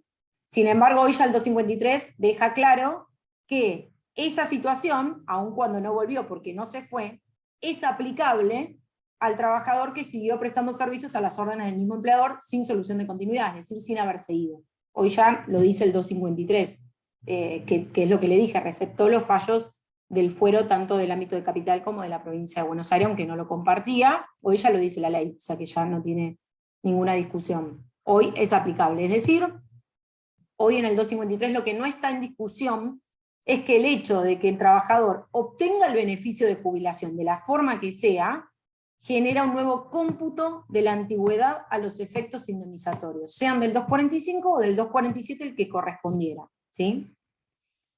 Yo además yo cuestiono el 253 porque igual me establece, ustedes piensen en un trabajador, o sea, tenemos este supuesto que es que el trabajador se jubiló, el empleador no se enteró y cuando se enteró extinguió.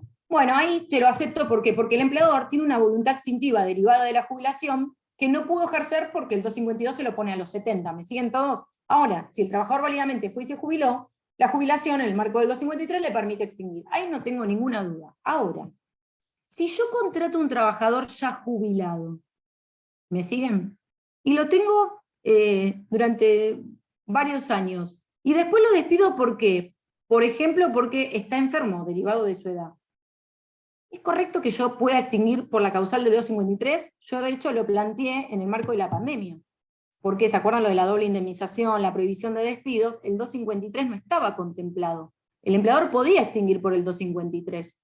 Ahora, la pregunta que yo le hacía a todos los laboralistas era, si yo tengo un trabajador al que yo contraté jubilado, sabiendo que estaba jubilado, y lo despido ahora por el 253, en el marco de una pandemia, ¿en serio estoy despidiendo por la causal de jubilación porque me enteré que estaba jubilado, porque está jubilado? ¿O estoy despidiendo porque no puedo despedir al otro porque tiene doble indemnización? Y entonces no es discriminatorio, no es violar la finalidad de la norma. Por eso les digo que el 253 deja abierta una puerta que para mí es cuestionable. Yo no tuve el caso como para plantearlo, pero lo escribí, que para mí correspondía a la prohibición de despido en el 253 durante el tiempo que duró la prohibición de despido, ¿no? No sé si hay alguna consulta. Sí, Nora López quiere hacer una pregunta. ¿Querés desmutarte, Nori? ¿Estás por ahí? Si no, la leo. En el caso de que el empleado, utilizando la moratoria 24476, reconoció servicios autónomos, junto con servicios en relación de dependencia, y reúne los 30 años de servicio, ¿podría el empleador intimar a jubilarlo? ¿Intimar a jubilarse? Si hizo moratoria, no entiendo, o sea, dice regularizó años de servicio, los tiene pagos. Y hizo el reconocimiento de servicio, aparentemente. Lo hizo él voluntariamente. Ahí no, Nora. Nadia, perdóname, no, viste que con este tema de que a veces el empleado, sabiendo que no va a llegar a los 30 años de servicio, compra años, digamos, paga años que no los paga con la moratoria. La duda que se me presenta, si después se arrepintiese y dice, no, yo ahora quiero, el empleador, ¿te parece que podría llegar, luego que él exteriorizó su voluntad de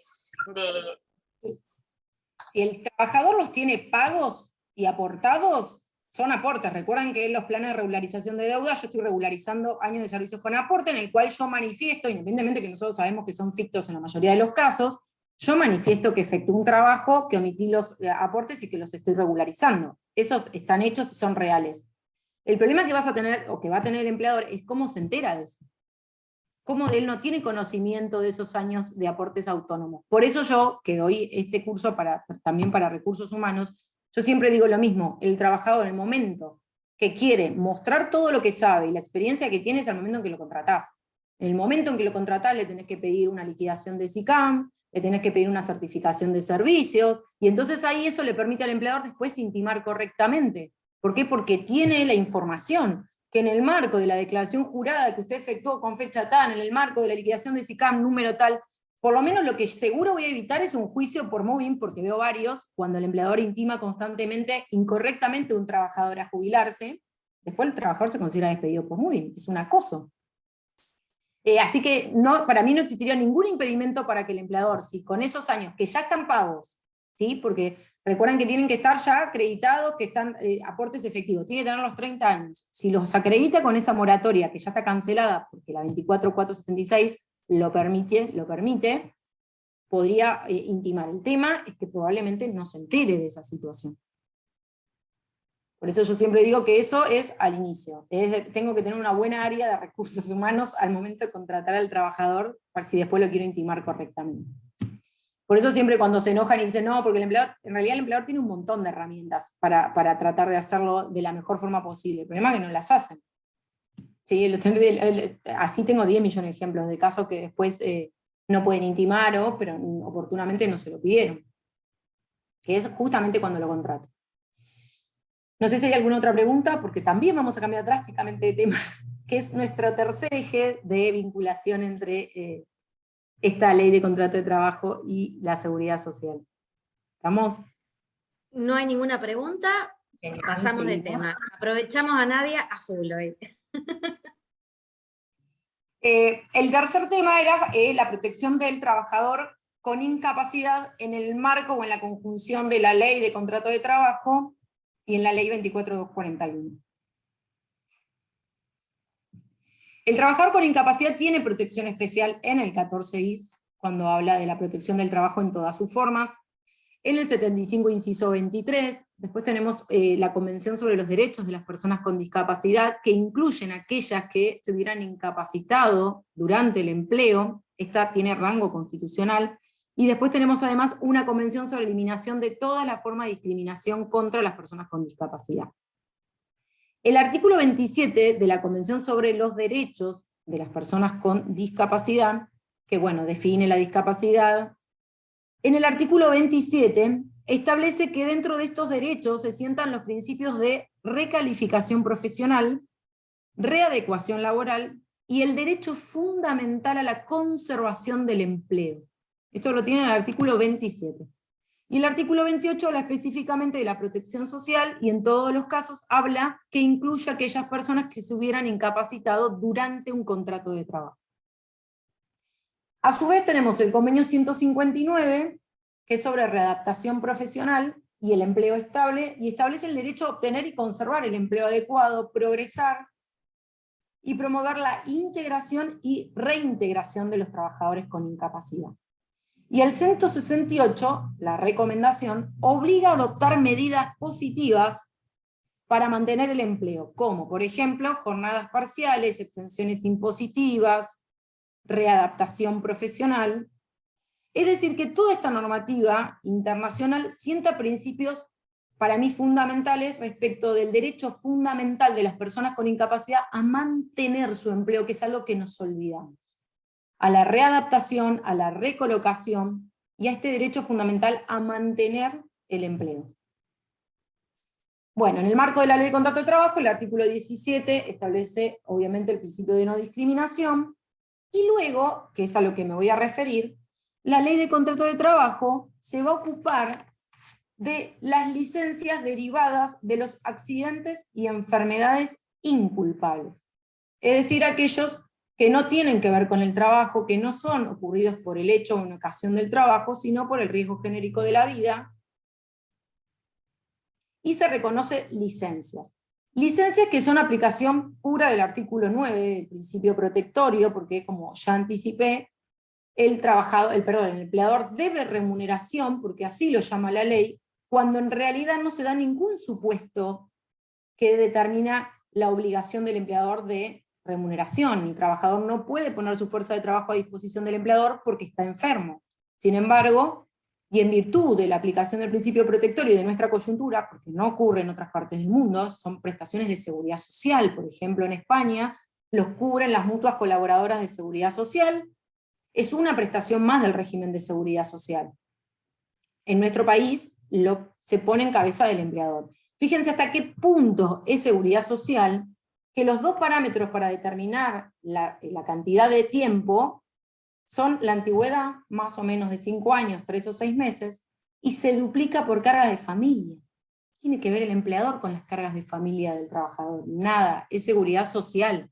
Es seguridad social que se puso en cabeza del empleador. Y entonces ahí sí me interesa. Estamos hablando de entonces accidentes y enfermedades inculpables en un aspecto muy amplio, porque cuando hablo de inculpable es sin dolo del empleador, pero también sin dolo del trabajador, pero en un sentido amplio. ¿Qué quiere decir esto? Por ejemplo, siempre hay mucha jurisprudencia en el caso del alcoholismo, por ejemplo, que es considerada una enfermedad en los términos del 212, del intento de suicidio, que en realidad ustedes podrían decir, bueno, pero es inculpable porque hay voluntad del trabajador. Por eso les digo que es un concepto amplio, ¿sí?, de inculpabilidad. Una vez que se terminan estas licencias, nace un periodo de reserva de puesto en el que ya el empleador no debe remuneración, pero sí debe pagar la obra social, diferencia fundamental también con el periodo de excedencia, en el que el empleador no paga nada. Y a partir de allí pueden ocurrir dos situaciones. La primera, que el trabajador, como consecuencia de este proceso, no haya logrado recuperarse y se le determine una incapacidad parcial, menor al 66% de la total obrera. En ese caso, el empleador tiene la obligación de otorgar tareas acorde a esta nueva capacidad.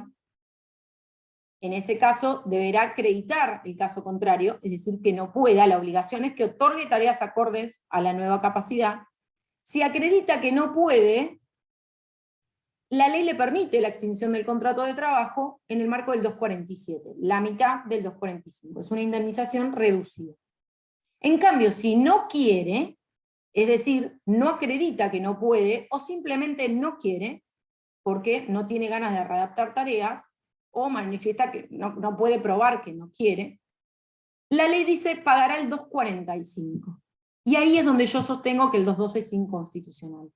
Si el empleador no quiere otorgar tareas acordes a la nueva capacidad de este trabajador, su sanción no puede ser el 245, que es una indemnización tarifada que cubre los daños ocasionados por el despido. No todos aquellos daños que puedan ser reclamados en cualquier otro ámbito, como es la discriminación. Estoy ante un supuesto de discriminación que habilita la aplicación de la ley 23.592, que es la ley antidiscriminación, que le permite al juez ordenar el cese inmediato de la conducta discriminatoria, que aquí sería el despido. Por ende, habilitaría al trabajador a solicitar la reinstalación. Fíjense que estoy ante un trabajador que ni siquiera está cubierto o alcanzado por el régimen de la 24.241 porque no tiene una incapacidad absoluta. Y la ley le permite extinguir al empleador sin nada, sin haber probado nada. Dice, no quiero, extingue el contrato de trabajo y paga el 245. Entonces me pueden decir, bueno, no es caro es caro el 245, depende del supuesto que tenga. Tengo un trabajador con poca antigüedad, no es caro. Es súper fácil para el empleador extinguir ese contrato de este trabajador con una incapacidad, cuya posibilidad de reinserción en el mercado laboral es casi nula si tengo un trabajador con incapacidad del 50%. ¿Sí? Por ello yo sostengo que la solución que brinda la ley de contrato de trabajo hoy es discriminatoria, no prevé la readaptación ni la recalificación, y es un supuesto de discriminación que habilita a reclamar no solo la reinstalación en ese caso, sino también otros daños que se pudieran probar, que exceden el marco del contrato de trabajo. Yo siempre digo lo mismo, el 245 no es un piedra libre para que el empleador haga lo que quiera, ¿sí? Cuando lo que el 245 dice es cuando yo despido sin causa. no con causa discriminatoria, porque ahí sí tengo una causa y es discriminatoria, y eso no está amparado en el 245. Eso excede el marco de una indemnización tarifada y no puede tener la única solución que da la ley, que es el 245.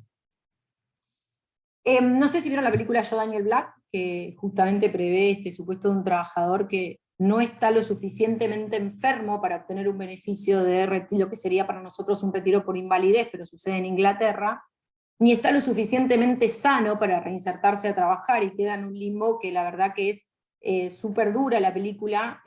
Yo se la doy a los chicos en materia de seguridad social porque se pueden analizar todas las prestaciones de seguridad social en esa película, pero no la vean un sábado de la noche porque se van a llorar a moco tendido, no está bueno para terminar un fin de semana. Así que no la vean el fin de semana. En el segundo supuesto, tengo un trabajador que luego de la finalización de todo este régimen previsto por el 212, es decir, agotó el periodo de reserva de puesto, todo, se le determina una incapacidad absoluta, 66% de incapacidad o más. Acá, si bien, obviamente el trabajador, entre comillas, estaría en condiciones de obtener un retiro por invalidez, porque tenemos un montón de casos en que el empleador extingue por el 212 por una incapacidad absoluta, y después nosotros vamos a comisión médica, y la comisión médica nos da un 50% de incapacidad, ¿no? Pero en principio, a prima facie, estaríamos en ese supuesto. De todas formas, fíjense que hoy el artículo, la ley de contrato de trabajo, quedó antigua en el marco de la protección especial que tienen los trabajadores con incapacidad. No se reconoce este principio de readaptación y recalificación. El empleador extingue ante una incapacidad absoluta sin siquiera demostrar al menos que intentó readaptar tareas o recalificar a ese trabajador.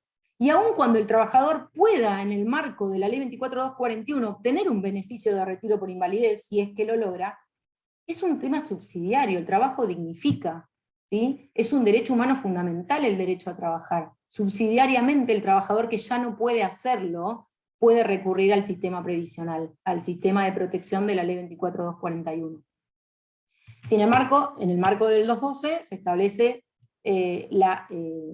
ante la incapacidad absoluta, la extinción del contrato de trabajo, pagando únicamente el 245 sin preaviso, porque obviamente no es algo que salga o que surja de la voluntad del empleador. Esto en cuanto a la protección en la ley de contrato de trabajo. Ya tenemos un trabajador que tiene la incapacidad absoluta, ya acá no me voy a detener mucho porque solo decirle algunas cuestiones, pero esto ustedes creo que son todos previsionalistas, me imagino. Ya dentro del retiro por invalidez, ya saben, bueno, cuáles son los requisitos, sabemos, yo tengo un montón de casos de trabajadores que fueron extinguidos en el marco porque el empleador, la ley de contrato de trabajo no prevé nada, ¿sí? O sea, solo el empleador argumenta que es una incapacidad absoluta y puede extinguir el contrato de trabajo. Obviamente el trabajador tiene y puede cuestionar esa extinción, pero la ley de contrato de trabajo no da una solución, no establece que en caso de discrepancia entre los médicos del empleador y los médicos del trabajador, ¿cuál prevalece?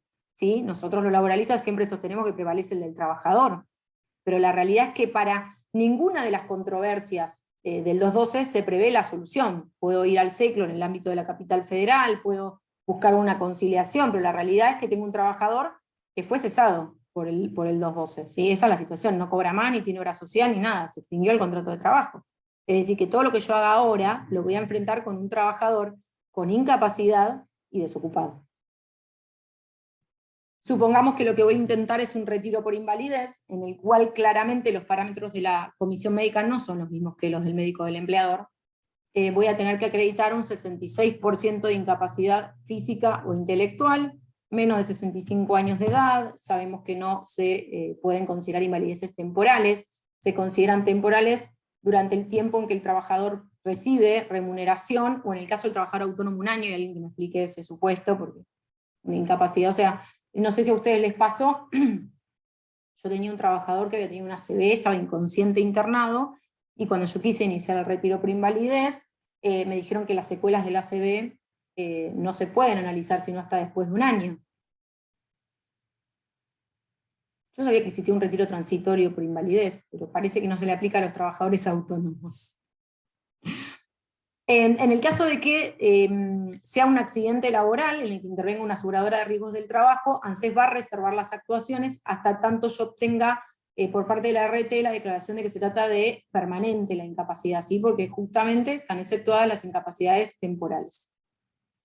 Luego entramos a acreditar esta situación de aportante regular o irregular con derecho, que todos, no los quiero entretener con esto, que todos lo saben, cuál es la problemática, que básicamente está dada porque la mayoría no, todos los supuestos se consideran a la fecha, no la mayoría de los supuestos se consideran a la fecha de solicitud del beneficio, actuando el tiempo, al que se quede me dice, yo lo estoy diciendo porque entiendo que esto lo conocen todos, actuando el tiempo entre la incapacidad, el hecho generador de la incapacidad y la solicitud como un plazo de caducidad, que puede provocar que este trabajador pase de ser regular a ser irregular con derecho, o en el peor de los casos que se quede sin derecho, ¿sí? Justamente por el tiempo que transcurre, que no es considerado en los términos del decreto 460 del 99.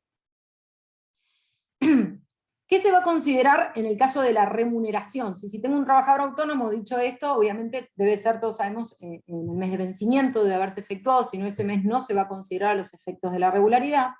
Y en el caso, podría repetir el título de la peli, Yo, Daniel Black, no sé si lo había dicho, creo que es, no me acuerdo si lo dije, Yo, Daniel Black, está en Netflix.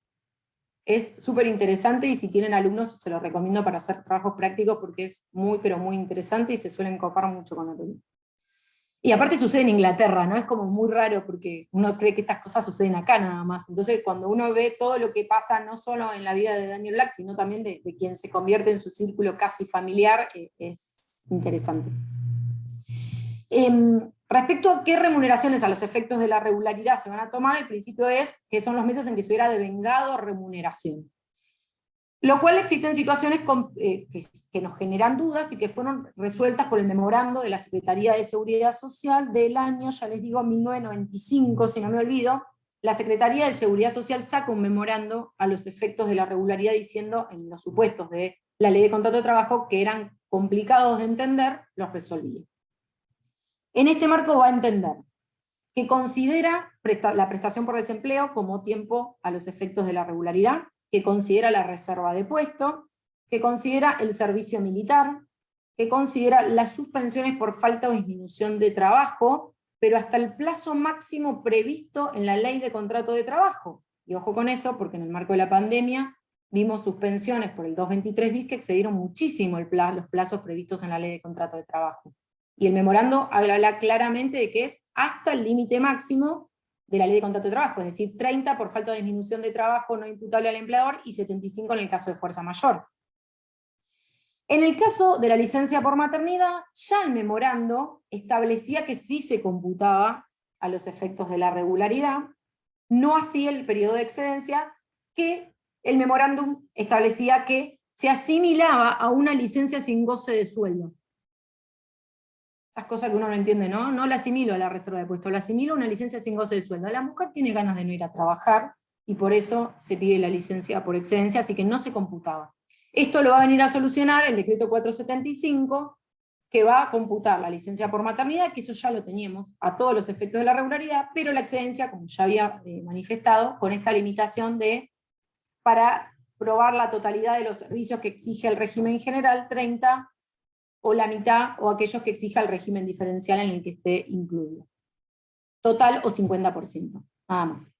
No va a considerar a los efectos de la regularidad aquellas situaciones en que existan pagos parciales de aportes cuando existan licencias sin goce de salarios, obviamente no se van a computar a los efectos de la regularidad.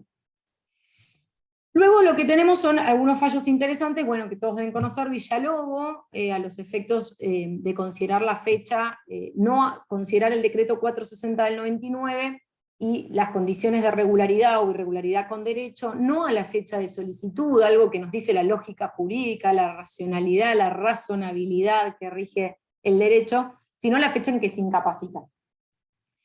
Y hay un fallo que es muy interesante, que a mí me gusta porque es como un fallo que tiene todo, que es Chiesa. Chiesa solicita el beneficio en julio del 2007, Chiesa tenía una imprenta frente a la embajada de la AMIA, y manifiesta que a partir del atentado a la AMIA comienza a tener distintas afecciones. Va a plantear dos cuestiones. La primera es que no llega el porcentaje de incapacidad. Tanto la comisión médica local como la central habían dado 45 y la central 47. Es decir, que va a impugnar el porcentaje. Pero además va a introducir la inconstitucionalidad del decreto 460, solicitando se aplique la doctrina del fallo Pinto, es decir, la proporcionalidad de los saberes, considerando además la fecha a la que debe computarse. Y que esa fecha a la que debe computarse es la fecha del atentado a la AMIA, no después. Fíjense que el atentado a la AMIA se produce, si no me equivoco, yo lo tenía anotado, probablemente se me fue, el 18 de julio del 94, y él solicita el beneficio del 7 del 2007. ¿Sí? Transcurrió un montón de tiempo, pero logró demostrar, y para la Corte fue suficiente, que hasta el momento del atentado a la AMIA, él tenía una conducta regular en sus aportes, aunque en realidad regulariza años también por moratoria, y luego aplica la teoría de la proporcionalidad, considerada a la edad que tenía a la fecha del atentado a la AMIA. Por eso es súper importante este fallo. Aplica fallo Pinto, modifica la fecha a la cual debe considerarse la regularidad o irregularidad con derecho de los aportes. Y además, el cuerpo médico forense evalúa todas las afecciones y entiende que del 47% lo eleva hasta el 66%, entendiendo que en realidad no dice el porcentaje, dice tiene una incapacidad tal que no puede volver a trabajar, dice. Es decir, tiene entidad suficiente para hacerse acreedor al retiro por invalidez. Por eso para mí es un fallo que a mí me gusta mucho y que yo lo cito mucho, Chiesa, en todo. Es muy interesante ese fallo. Es súper interesante el fallo, Chiesa. Nadia, estamos ya con el tiempo bastante justito, así que... Te dejo 2 fallos y ya los dejo acá, no le voy a hablar solo del baremo, les voy a decir una cuestión nada más. Ustedes saben que el decreto 478 del 98, que es el que aprueba el baremo, que es el que utiliza, vi que anotaban 478 del 98, es el que utiliza la comisión médica para evaluar y determinar el porcentaje de incapacidad, utiliza la metodología de la capacidad residual. Esa metodología de la capacidad residual implica que la comisión médica va a determinar las distintas afecciones como un porcentaje de disfunción de cada uno de los aparatos u órganos que se introduzcan a su análisis, ¿no? que la persona tenga. Va a comenzar con el primero y los restantes, es decir, les doy el ejemplo que trae, 70% hipertensión. Esto quiere decir que del total del 100% tiene afectado un 30% por hipertensión. Le queda un 70% de capacidad. Las restantes incapacidades, por ejemplo, limitación de rodilla 12%, no va a ser directamente sumado al 30%, sino que se aplica sobre la capacidad restante, es decir, sobre el 70%, de forma tal que ese 12% se transforma en 8,40%, y así sucesivamente. Esto implica que en definitiva, la comisión médica no va a tener una visión real de la incapacidad que tiene la persona. Respecto a la constitucionalidad, eso quería llegar de esta metodología, tenemos 2 fallos. Picardi, que declara que es constitucional, y un segundo fallo que es más reciente, que es Figueroa, que si bien convalida su constitucionalidad, deja abierta la puerta porque dice, la parte no me demostró cuál sería la merma, cuál sería la diferencia entre un procedimiento y el otro. Es decir, cuál sería la diferencia entre aplicar la capacidad residual y la incapacidad directa, ¿sí? De sumar las distintas incapacidades. Y respecto a lo último que voy a decir, que para mí es como lo importante del artículo 48, es si el artículo 48 pide o no un 66% de incapacidad. Mi respuesta es no. Y en cuanto a la jurisprudencia, tenemos 2 fallos de la Corte que son distintos entre sí. ¿Por qué digo que no? Porque si ustedes leen el artículo 48, lo que pide es una incapacidad absoluta, que la va a presumir con el 66% de incapacidad. ¿Qué quiere decir? Que si yo no tengo el 66% de incapacidad, no la presume y por ende la debo probar. Pero es decir, no exige un 66% de incapacidad en todos los casos. ¿Y por qué digo esto? Porque la Corte en el fallo Sosa, en 2017, dijo que el artículo 48 era claro y literal y que por ende había que demostrar un 66% de incapacidad y que no existía ninguna forma de discutir ese 66%, a diferencia de lo que había sostenido también la Corte en el año 2008 en fallo Castillo, en el que dijo que en realidad ese porcentaje no era un porcentaje que obligara a los magistrados a dejar de lado otras cuestiones, como algo que es fundamental, la posibilidad cierta de este trabajador de reinsertarse al mercado laboral. Si un juez no puede evaluar esa situación, tiremos el derecho previsional porque no es más tuitivo, no me interesa cuál es la suerte de ese trabajador, ¿no? Yo creo que ahí está el punto, Yo sostengo que el 48 no exige, si no hubiera dicho eso, se requiere una incapacidad igual o superior al 66% y no dice eso. Requiere una incapacidad absoluta y luego la presume. Así que esos son los fallos. A favor, que es el que usamos, es Castillo, y recientemente la Cámara Federal de la Seguridad Social dejó de lado el precedente de la Corte Sosa y aplicó Castillo nuevamente, en autos Gasparetto. Listo, no digo más nada. Excelente, Nadia. Excelente. Fallos y todo, me los pido. Excelente, muchas gracias. La verdad que es súper contributiva, nos diste una visión global y específica y concreta, que realmente es la cuestión que necesitamos los previsionalistas. Y bueno, te agradecemos mucho, queda abierta la convocatoria para otra reunión.